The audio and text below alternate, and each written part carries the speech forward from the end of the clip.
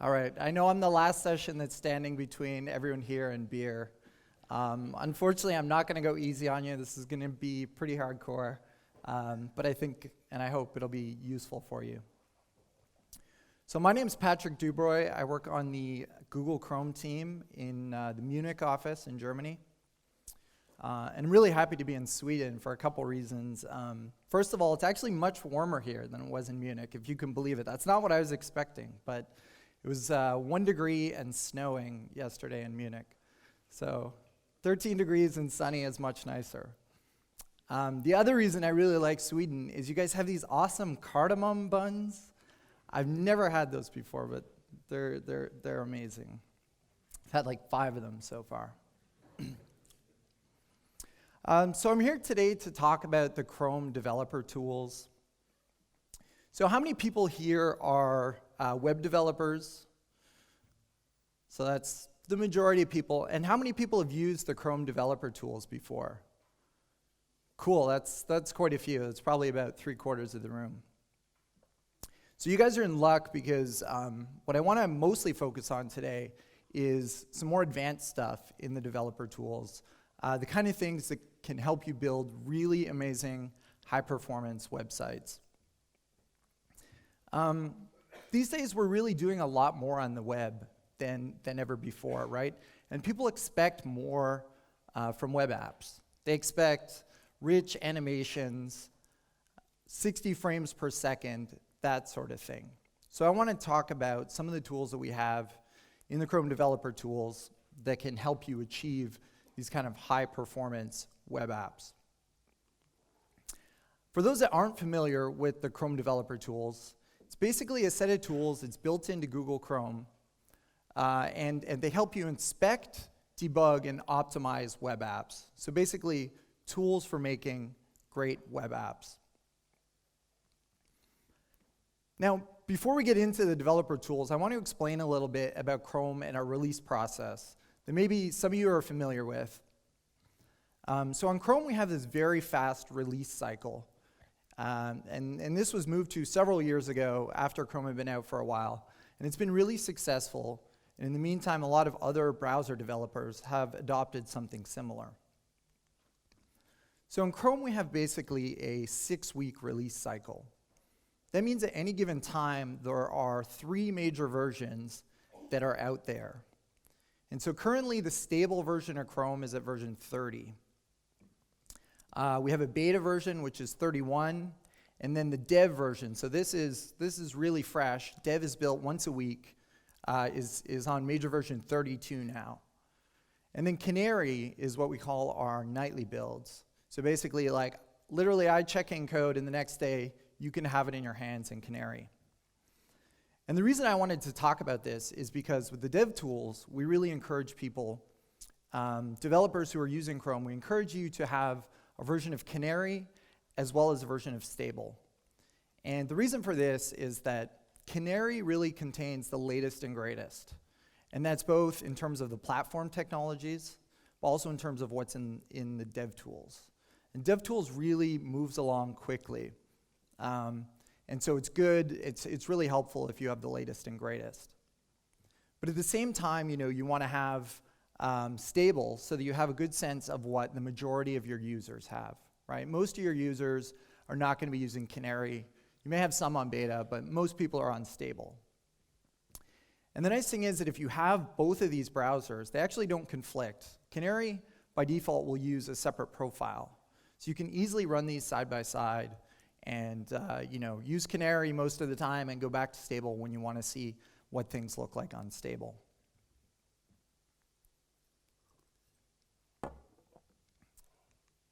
So let's talk about the dev tools now. So it seemed like most people have actually used the dev tools before, which is great. For those that haven't, I want to give a quick tour to see what you're missing, and also just to kind of ground the discussion of performance profiling. So the first thing I want to show you is the Elements panel. Now there's a couple ways you can open up the dev tools. First, you can go over to this menu that we call the hot dog menu and choose Tools, Developer Tools. There's also a keyboard shortcut, which is Command-Shift-I on the Mac. and, Command-Alt-I on the Mac and Control-Shift-I on Windows and Linux.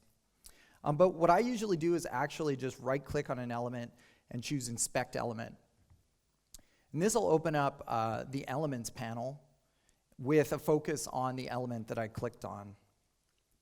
So what this is basically a representation of your DOM tree. So I can move around in here. You see that as I highlight elements, they're highlighted in blue up on the top on the web page. This is actually a fully live view here. I can actually edit it if I want to make the headline a little bit more intense. I can do things like drag and drop nodes to reorder them, or right-click and just delete nodes from the tree. So basically, it's fully live, and you can hack on your DOM here as much as you want. Another thing that's really handy, down here in the bottom, we have this magnifying glass button. If you click on that, you can hover over any element on your page and click on it, and it will be selected in the Elements pane here. The other main thing that we have here is, of course, the CSS styles. And I know, like, for those of you who have used DevTools, this is probably where you spend most of your time. But this lets us go through and look at styles that we have on our elements. We can disable certain styles. If we want to, we can actually write some new styles. And again, it's updated live, right? The styles that we have here in the styles pane are the styles as they were written in my style sheet. There's also this tab here where you can see the computed style. So basically, after the rendering engine has parsed the styles, what does 80% translate to? And you can see what the pixel value of that is in the computed styles. We also have this nice little thing that we call the metrics that shows you the size, padding, border, and margin of your elements. You can look at the properties of your DOM node. So the properties on the element itself, but also on any of the things in its prototype chain. You can set DOM breakpoints. This is something that I think not enough people know about, but it's actually really handy. You can set a breakpoint that will be triggered whenever a certain part of your DOM is either a new element is added or modified or deleted. You can see event listeners that are on particular objects. That's also really handy as well. So like I said, I think most of you are probably familiar with the Elements pane. This is something that you'll use a lot. Another thing you probably use a lot is the Sources pane here. So Sources basically is a text editor where you can go and see your CSS, JavaScript, and HTML. And again, this is actually a live editing environment. So as I dial down the width of this element, it actually affects the page. Then I can just hit Command-Z to actually undo my changes and put it back to normal.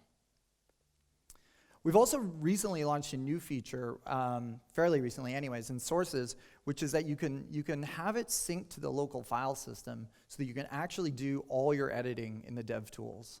And when you hit Command-S or Control-S, it'll just be saved back out to the file system, which is really handy.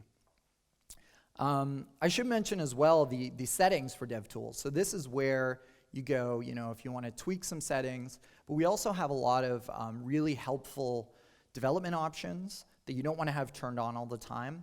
I'm going to get into some of these a little bit later when we do the profiling. But the workspace feature that I mentioned to you, if you want to have it set up so that when you edit your files and sources, that it's synced back to the local file system, you can set it up here under the workspace option in the settings. So the Sources pane is also where you do your debugging.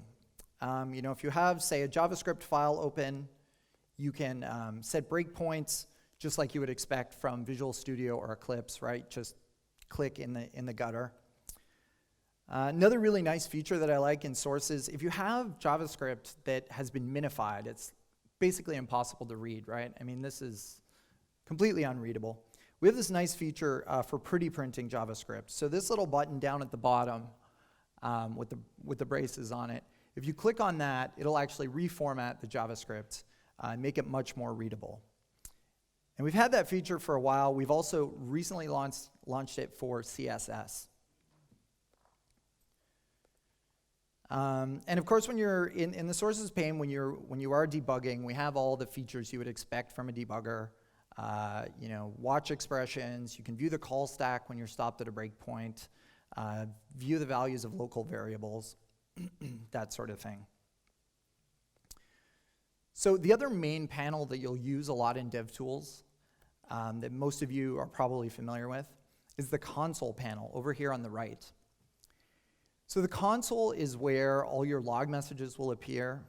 If you have any warnings, there's also uncaught exceptions will show up here. And you can just click on the link to jump to the place in your source code where that exception occurred. This is also a live JavaScript editing environment, right? As we talked about in the last presentation, it can be really handy to have a REPL open where you can just test out little things. But you have to make sure that you actually type syntactically valid things. So I can just run functions in here.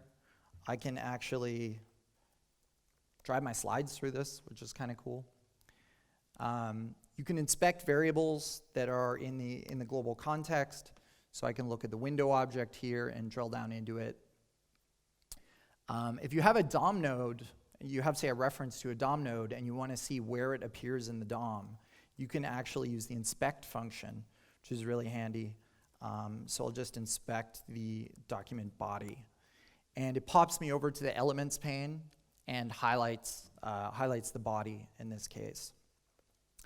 So there's really a lot, tons you can do with the console that I don't have time to get into. It supports rich styling, so you can write interesting debug libraries that print out really nicely formatted debug information for you. Most of the information is on our developers.google.com site. You can find everything about what the console can do there. So that's a really quick tour of probably the most common tools that you will use when you use the DevTools. And as I mentioned, I really want to focus on the performance profiling aspect. Now, when we talk about performance on the Chrome team, we have this mantra. And the mantra is, don't guess it, test it. And this is because we often see people who think, they're convinced that their problem is, this certain function is taking too long or something, and they spend half the day optimizing the function, and really it has no effect on their code because that's not the thing that's taking up the time. So before you jump into profiling, you really have to understand what's taking up time in your app, right? And the tool to do that in DevTools is the timeline. Whenever anyone has any performance problems, basically our first answer is go to the timeline, figure out, just get a broad overview of what things look like. Now the timeline is best described as, best demonstrated actually, with a real app. So I can't really do anything useful with these slides. So I'm going to pop over to a little demo app that I created. So I just created this simple little photo viewer. As I scroll down, new photos fade in. Right, it's nothing too fancy, but it's probably kind of similar to the kind of things you want to do on sites like maybe Pinterest or something. So I was pretty proud of this, and I showed it to my friend, and the first thing he said to me was like, "Oh, dude, the performance is horrible." And I was kind of upset, and I realized he had a point. It's maybe hard to see on the projector here, but the frame rate that I'm getting here is not very good. On the Chrome team, this is what we call jank. So maybe you've heard this word before. Jank is basically like when the app is not really responding to you. It feels like it's kind of lagging behind, or when you're scrolling around, we're sort of dropping frames. That's what we call jank. So let's pop open the timeline to get a sense of where the jank is coming from here. Now I want to show you, before I go any further, one feature of the DevTools which I didn't mention yet, which is the ability to dock it to the right. Now unfortunately, the button is sort of cut off down in the bottom left here. I'll see if I can, yeah, there we go. This little button, a lot of people don't know about it, but if you click on this, this will actually dock dev tools to the right. You can also click and hold, and there's a couple other options there. But let's dock it to the right, because that's going to be a lot more useful for this application. We can get some more screen real estate. So the timeline by default does nothing. It's just empty. For the timeline to do anything, you need to start recording. And so we have this button down here at the bottom. Looks like a dark gray circle right now, but it's a little bit more obvious what it is when it turns red. So I'm going to start recording, scroll around a little bit, and then stop.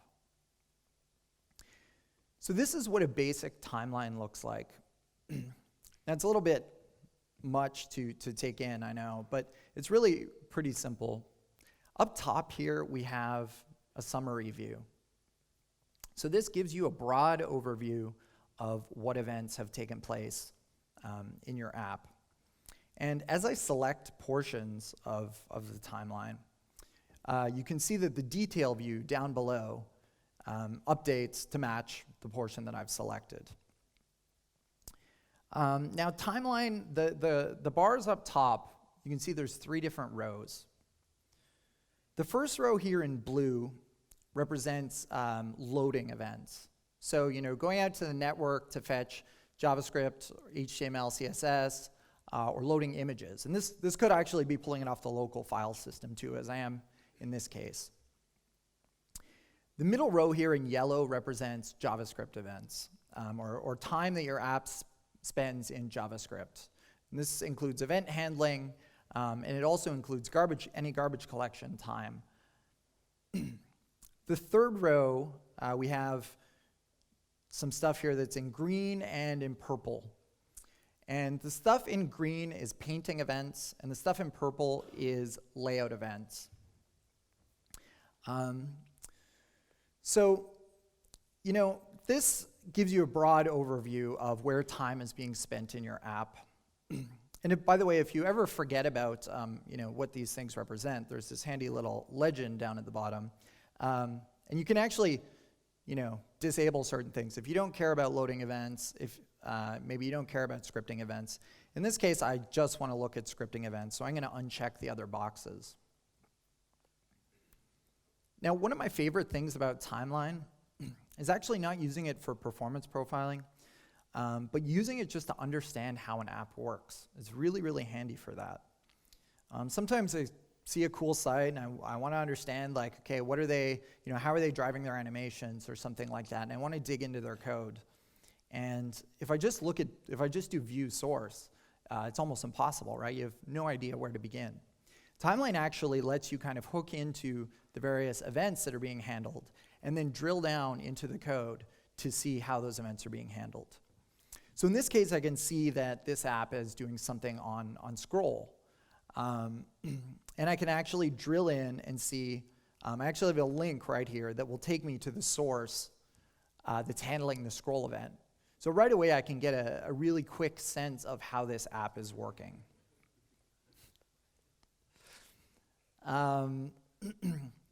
But let's talk about the performance profiling aspect, right? So in this case, what we're going for is the frame rate. My friend pointed out that when I scroll around, it's not really hitting 60 frames per second.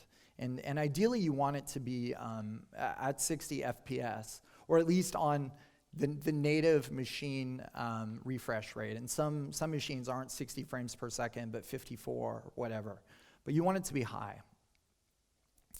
So let's take a look at our timeline and look at where that time is being spent. So we have a really helpful view in timeline here, which we call the frames view. This helps you understand what kind of processing is happening on each frame and helps you understand whether you're hitting the 60 FPS deadline or less. So basically, each bar here represents a frame, and the colors in the bars represent the stuff that I'm doing during those frames. Maybe you can see we have these 2 lines that go across, marking 30 FPS and 60 FPS. So if I want to hit 60 frames per second, I need all my bars to be below that 60 FPS line.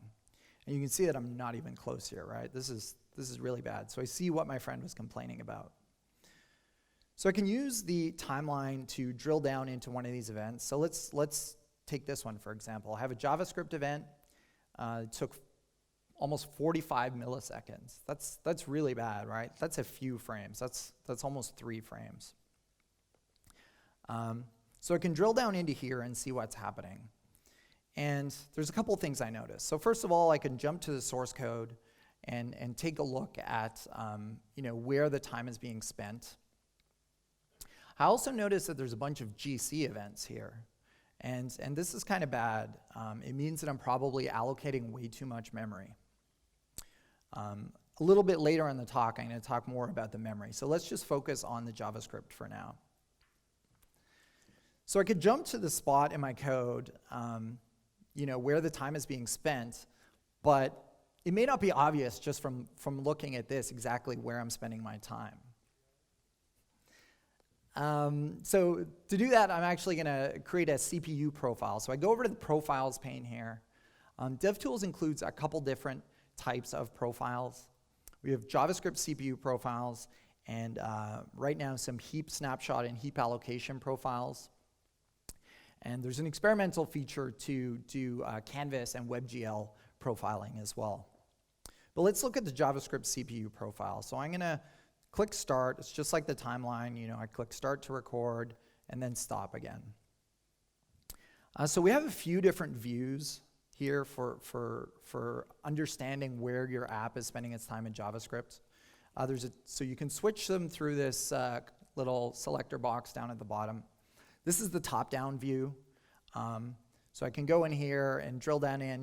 The first 2 aren't very helpful to me, but the third one is my code, and I can look at what's happening. And I have this calculating the Fibonacci numbers, right? Like Fibonacci sequence. That probably is something I don't need to be doing in my scroll handler. I don't know what I was thinking. There's also the bottom-up view that will give you a slightly different view of this, and you'll see right away the program, the function that's taking all the time. And we also have this fairly new flame chart view that works a little bit like timeline, in that you can select a portion that you're interested in, and then you can actually use the mouse wheel or the trackpad to drill down and see where the time is being spent. So in this case, it's pretty obvious what I need to do. I got to take this call to Fibonacci, but it's usually not so obvious. But this guy is the guy who's doing the Fibonacci. Whoops, I'm actually going to go and do it in my text editor here that's hooked up to the file system. So once I've fixed that, I can reload my app, go back to the timeline, start recording, scroll around, and this is looking much better already. The reason I say that is because I don't see these huge bars of yellow anymore. So, and I'm actually kind of hitting 60 FPS on some of these frames and 30 on the others. So this is much better. But now it looks like I'm spending a lot of time painting. So I need to figure out what is going on there. Here's an example of a frame where I spent almost 32 milliseconds painting. So I can drill down into this and take a look. And I see something interesting here. I see that I spent a lot of time decoding this image. 18 milliseconds decoding this image. And then the image got resized. And it occurs to me that what I did is I'm actually, so I didn't show you guys earlier, but within the app we have the ability to click on a photo to see the full size. And it occurs to me that what I've done is, I'm actually scaling down all these photos with CSS, and that's really expensive. So I should fix that. So let's go over to the app, or to the source code. And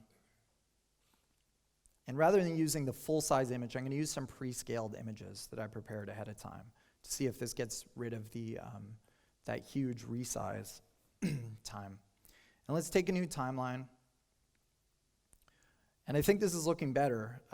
So I don't see these massive resizes. I still see some long paint times. But overall, I think things are improving. So now I want to figure out what else am I doing in my painting? Why is this expensive? So let's take a look at one of these. So I have a short image decode time, but no image resize, which is great.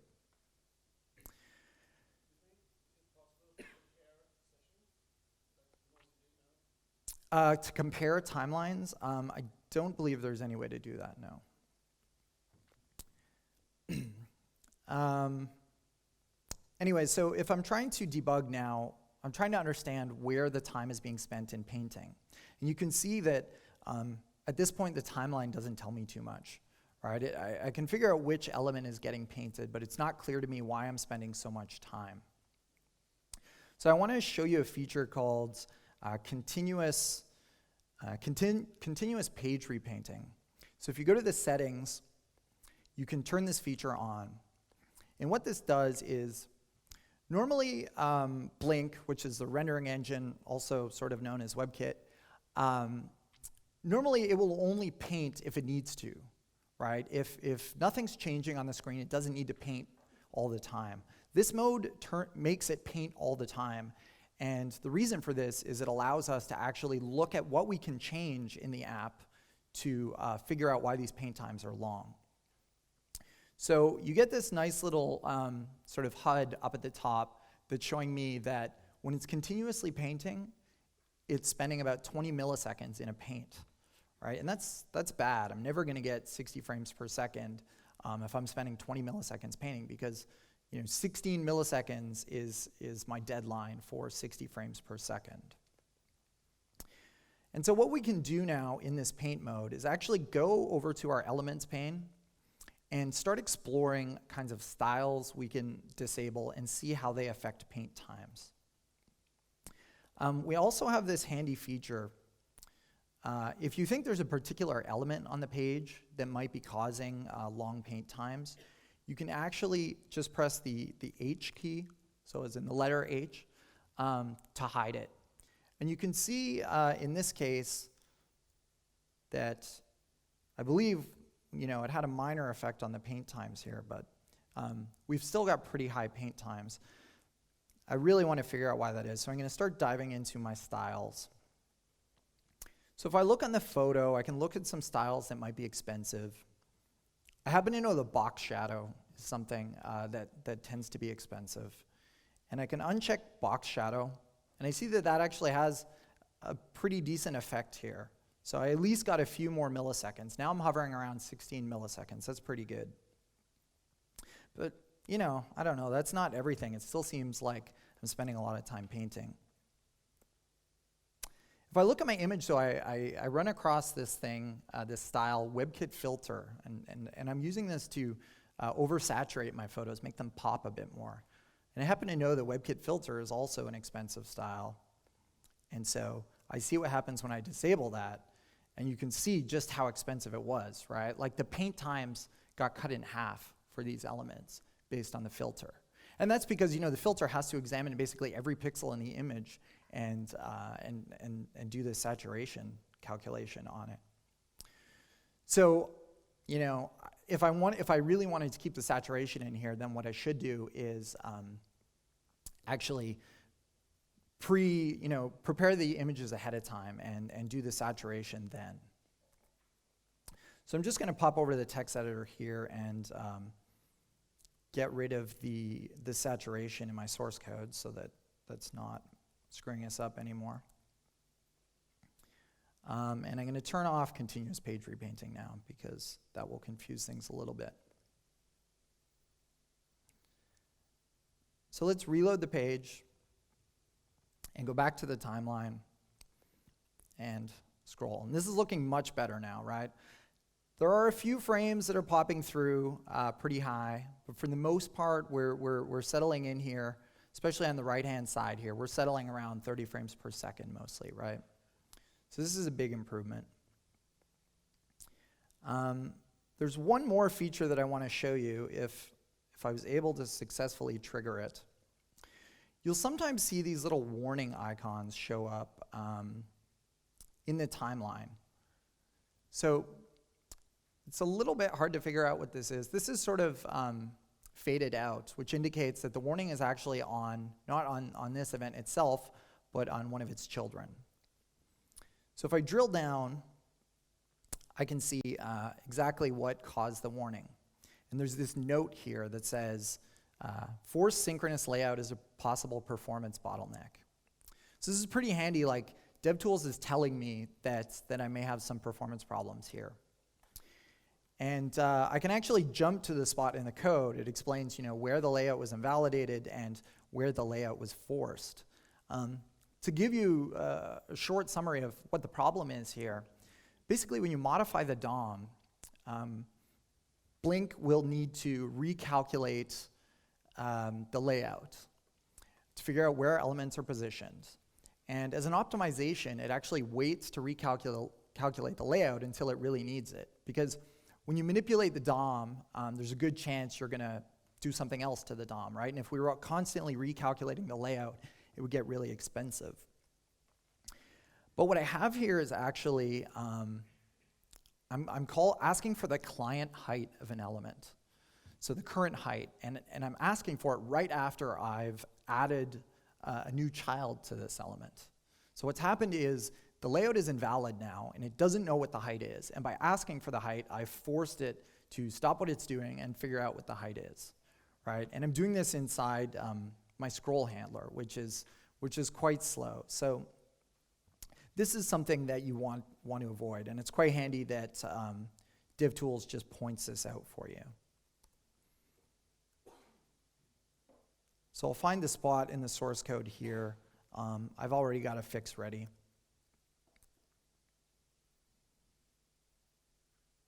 Then I can reload the app again, take a timeline. This is pretty good, right? Except for where I blew through a layout there. I'm not sure what happened, but it's settling in around 30 frames per second. So I think that's quite good. So that's an example of how you can use timeline to figure out where the performance problems are in your app and to actually, dig in and fix them. And it's really, there's no magic bullet for a lot of these. You need to understand how rendering works. You need to understand what are the expensive operations. But I think the DevTools gives you all the tools that you have to figure out where your app is spending its time. Now that we've covered timeline pretty extensively, I want to talk about one other thing. I want to talk about memory usage. So you saw earlier that I had these GC events that were in my JavaScript portion of my timeline.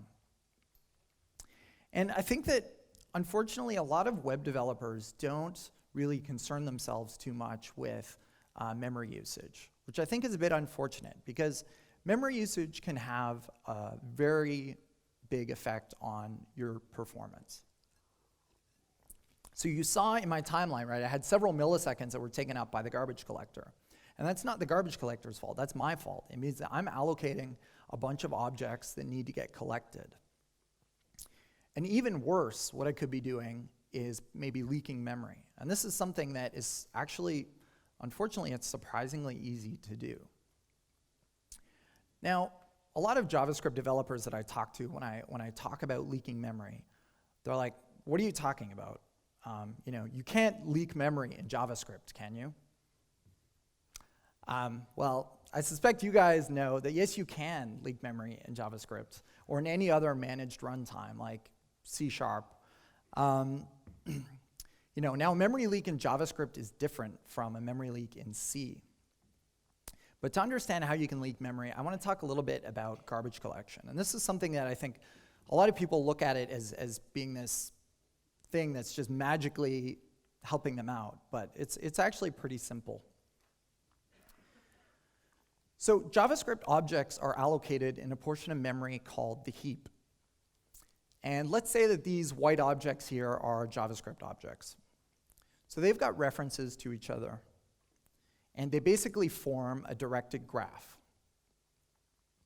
And what the garbage collector does, basically the garbage collector will let your app allocate and allocate until it hits a certain limit, and then it will decide that it's time to free up memory so that you can continue running your application.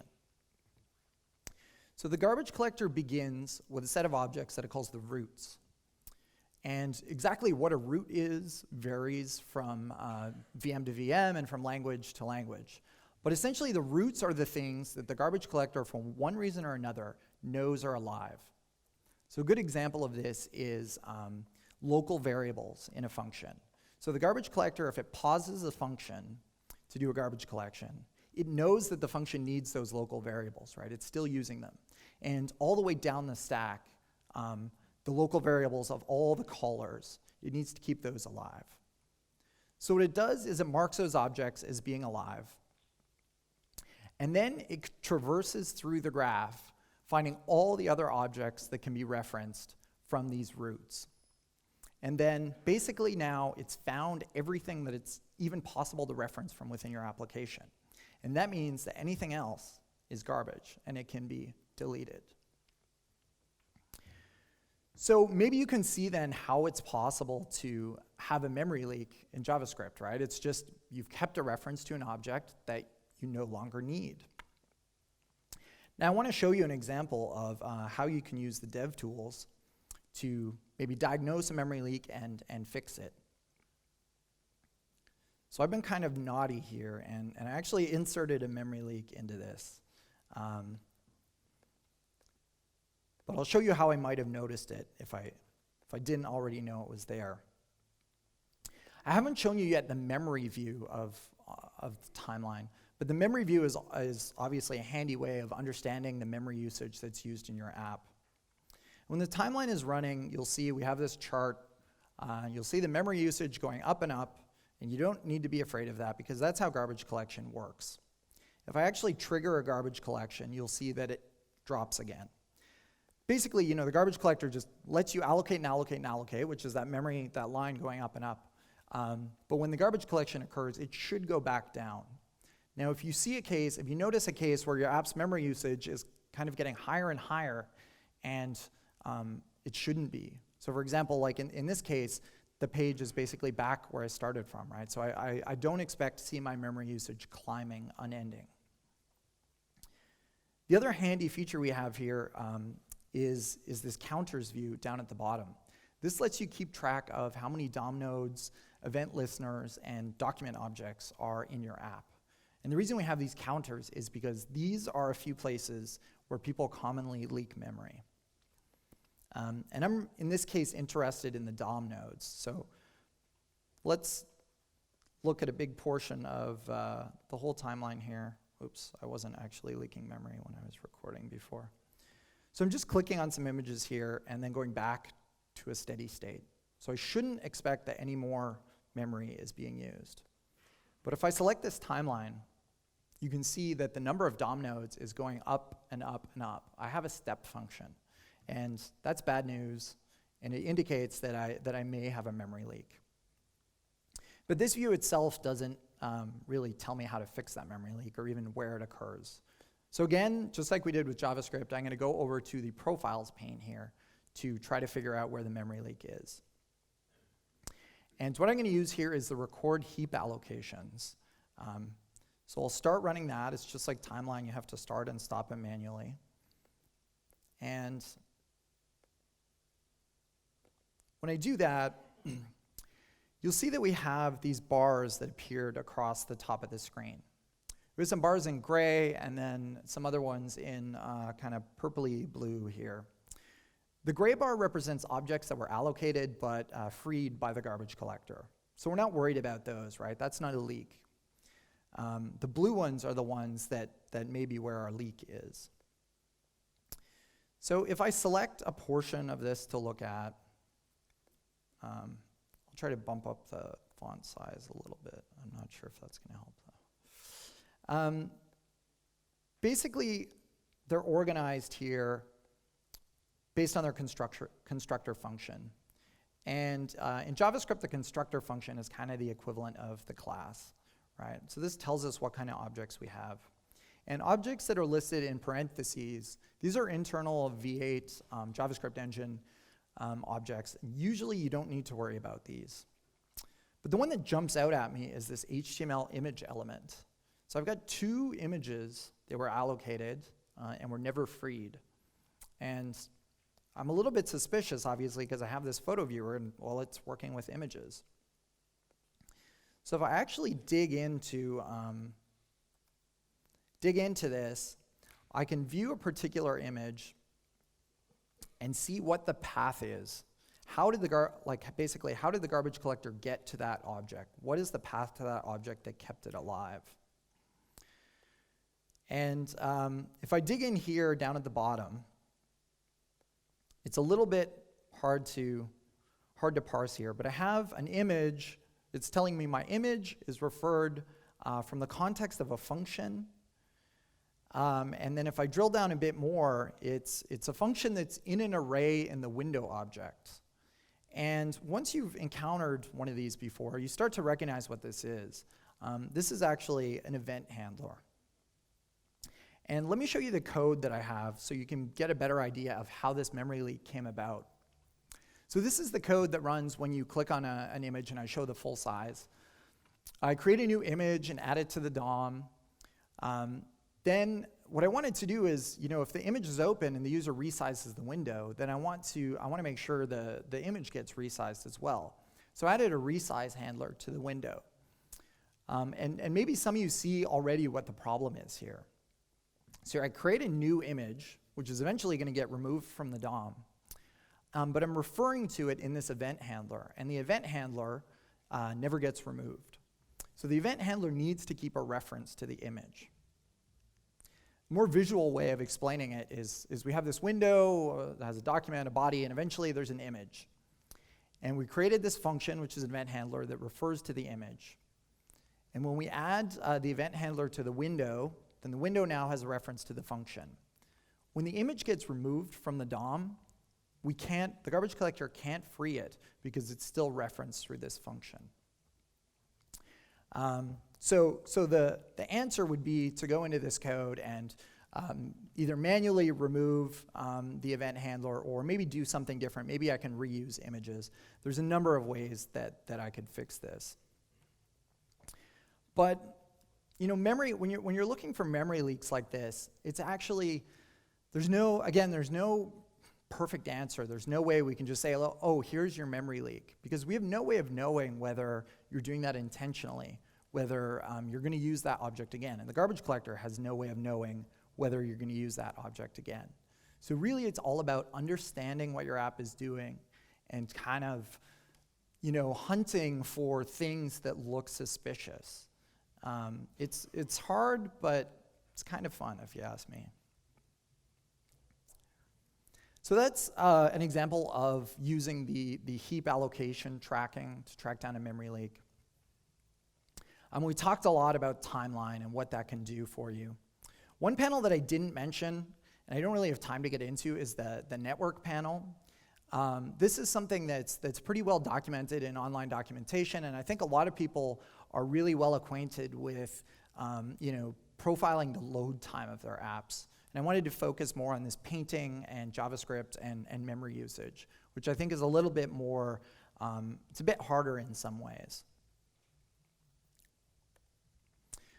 So that pretty much covers what I wanted to talk about today. Obviously, there's a lot of stuff there. DevTools is an extremely powerful tool, and I'm learning new things about it all the time. Further resources for you guys, if you want to learn more, our developers.google.com site is really great. We've fairly recently updated the DevTools documentation there. So if you checked it out before and you weren't so impressed, go take another look. There's also this site with an awesome name, jankfree.org, which is done by a couple guys from Google, which links to articles and videos and tutorials to do the kind of thing that I showed here. And finally, HTML5 Rocks is also a great site that has lots of tutorials for improving your performance and also for using dev tools to help understand where your performance problems may be. So I think we're out of time, and I know everyone wants to get beer. So if anyone has any questions, please come see me afterwards or at the bar. But the last words I want to leave you with is Go out and make the web faster.